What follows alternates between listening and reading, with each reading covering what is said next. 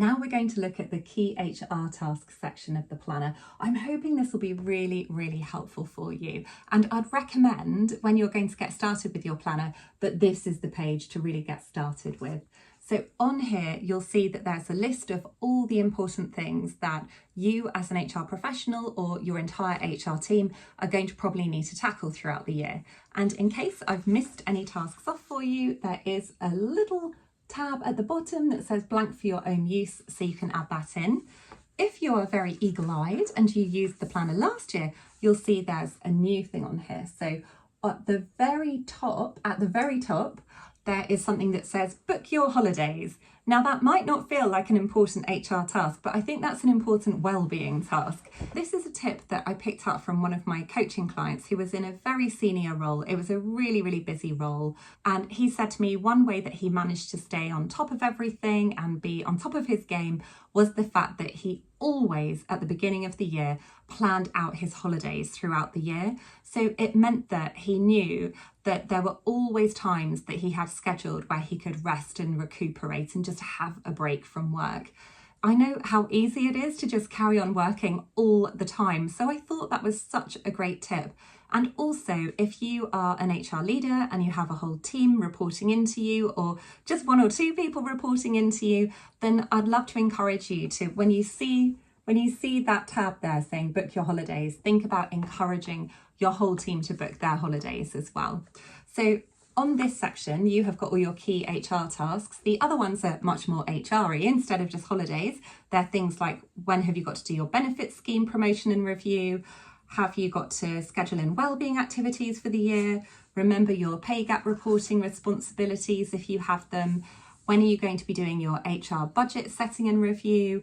Is there going to be an HR policies review? So all just the little things that can easily slip through the cracks, they're all listed out here. And so what you do is you look at the squares that are relevant for you, the little things mentioned in them that are relevant. And then in the column in the middle, it says, what do I or the HR team need to do? So you can just jot down what are the things that need to happen around that. So for example, let's say preferred supplier lists you want to review. It may be that you have someone in your team you'd like to do that, or it's going to be something you do yourself.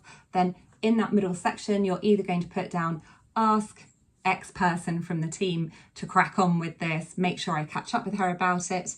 And then here for the key dates, you're going to put in any key dates. So let that person know by X date, follow up with them by whichever date you'd like to follow up with them. Or if it's you who's going to be doing it, then in that middle section, you would write down what are the steps that you need to take. So you need to find the preferred supplier list. You want to schedule in time in your calendar for when you're going to look at it. You're going to want to schedule in time for getting in contact with people if you're going to ask them to put themselves forward to be on that list. You're going to have a think about, oh, actually, are we going to go out for tender with this? There are all different little steps you might want to take around it. And in that case, the next thing for you to do is here, where you've got the key dates section, you're just going to jot in the relevant square. Is it a square? Relevant rectangle, what the dates are that you want to have achieved this by.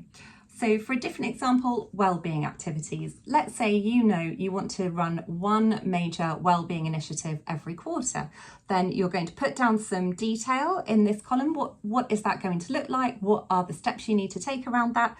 And then in here, what are the dates you want to put that in by? So are you going to be running the wellbeing activities at a certain day of the month or certain time of the quarter? When is it going to be? Jot it down there.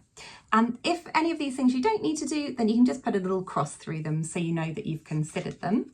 Once you've got to the end of filling in that section, you can then start plotting the dates in. So one part of the planner that I know is really popular is the monthly awareness calendar section. So once you have actually decided what are the dates you need to get things done by, you can start plotting them into your monthly calendar section. But also don't feel you've just got to stick to using this paper calendar.